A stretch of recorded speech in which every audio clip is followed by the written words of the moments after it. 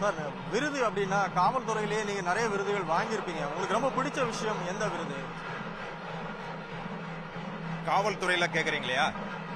காவல்துறையில வந்து president's medal for distinguish service, அதாவது அப்பழுக்கற்ற பணிக்கான இந்திய குடியரசுத் தலைவர் விருது நான் வாங்கியிருக்கேன். ஆனா இங்க நீங்க மகுடம் விருதுகள் கொடுக்குறீங்க. இந்த மகுடம் விருதுகள் வருகின்ற காலத்துல ஒரு மணிமகுடம் விருதுகளா நீங்க மாறும் அப்படிங்கறதுல எந்த விதமான சந்தேகம் இல்லை. நியூஸ் 18 இது கிட்டத்தட்ட 67 கோடி பார்வையாளர்களை கொண்டிருக்கு. இது பெயர் தான் நியூஸ் 18 தமிழ்நாடு.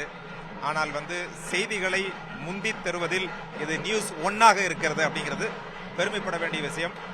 அதுக்கு இந்த நியூஸ் 18 இருக்கிற எடிட்டர்ஸ் முதல் களப்பணியில் இருக்கிற ரிப்போர்ட்டர்ஸ் வரையிலும் அவங்களுடைய கான்ட்ரிபியூஷன் தான் ரொம்ப முக்கியம்.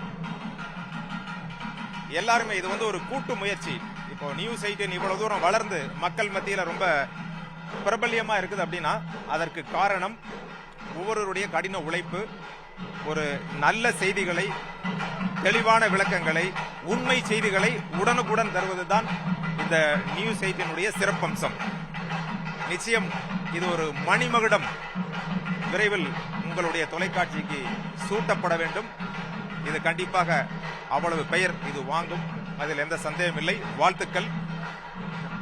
அதாவது இப்ப என்ன திட்டம் வச்சிருக்கீங்க? ஓய்வு காலத்துக்கு பிறகும் உங்க பின்னாடி நிறைய ஃபாலோ பண்ற ரசிகர்கள் இருக்காங்க. யங்ஸ்டர்ஸ்க்குலாம் என்ன சொல்ல விரும்புறீங்க? இந்த காலத்தில் இருக்கிற இளைஞர்கள் மிகவும் திறமையானவர்கள், அறிவாற்றல் கொண்டவர்கள். அவர்களுடைய அறிவாற்றலும் திறமையும் ஆக்கப்பூர்வமான பணிக்கு பயன்பட வேண்டும். அவர்களுடைய கவனச்சிதறல்கள் எதுவுமே இருக்கக்கூடாது.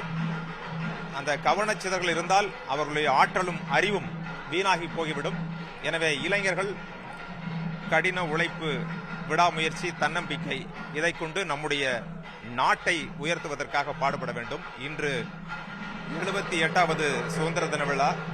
அதிலே அந்த தேசிய பற்று, சுதந்திர உணர்வை கொண்டு நாம் நாட்டிற்கு என்ன செய்ய வேண்டும் என்பதை உணர வேண்டும். நாடு நமக்கு என்ன செய்தது என்பதை விட நாட்டிற்கு நாம் என்ன செய்தோம் என்பதுதான் நம் முன்னால் இருக்கும் கேள்வியாக இருக்க வேண்டும்.